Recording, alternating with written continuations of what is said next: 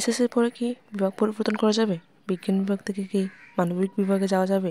এই অনেক ধরনের প্রশ্ন আমার কমেন্ট বক্সে জমা হচ্ছে। আজকে আমি এই বিষয় নিয়েই কথা বলবো তোমাদের সঙ্গে।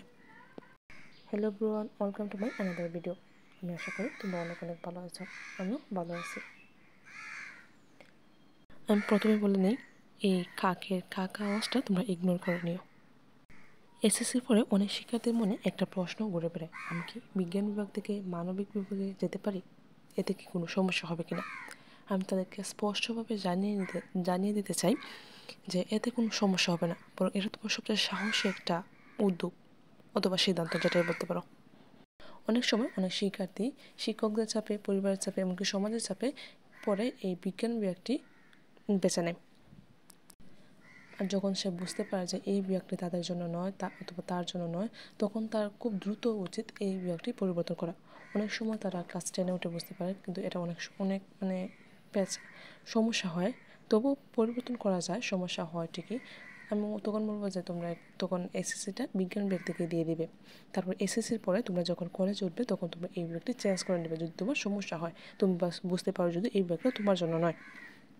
তখন তোমার দ্রুত উচিত যে তোমার আগ্রহকে প্রাধান্য দেওয়া, তোমার আগ্রহকে বেশি গুরুত্ব দেওয়া। নাহলে একটা সময় এসে তুমি পস্তাবে যে কেন আমি এটা করলাম না, কেন আমি বিজ্ঞান বিভাগটাকে পরিবর্তন করলাম না। আর একটা কথা, এত কোনো সমস্যা হবে না, তুমি আরও ভালোভাবে বুঝতে পারবে, তুমি তোমার আগ্রহের বিষয়টাকে নিয়ে পড়বে, এটা তোমার সবচেয়ে বড় একটা আনন্দের বিষয়। মানবিক বিভাগ কোনো দুর্বল বিভাগ নয়। যারা ভাবতে জানে, সমাজ নিয়ে কাজ করতে চায়, রাজনৈতিক, অর্থনৈতিক, সামাজিক সব বিষয় নিয়ে ভাবতে চায়, চিন্তাশীল মানুষ, তারা মানবিক বিভাগ নিয়ে পড়ে।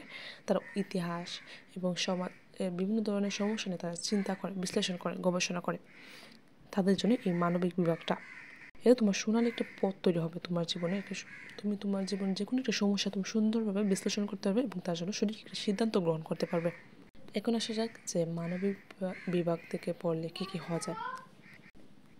একজন বিশেষ ক্যাডার, শিক্ষক, সাংবাদিক, একজন সমাজকে নিয়ে চিন্তাশীল একজন মানুষ ইত্যাদি। তাই বই পাওয়ার কিছু নেই।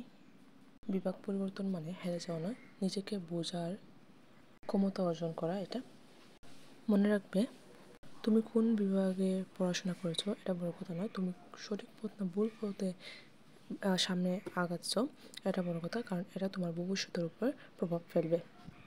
নিজের প্রতি বিশ্বাস রাখো, নিজের আগ্রহকে সম্মান দাও, সঠিক পথে আগাও, সফলতা একদিন তোমার হবে।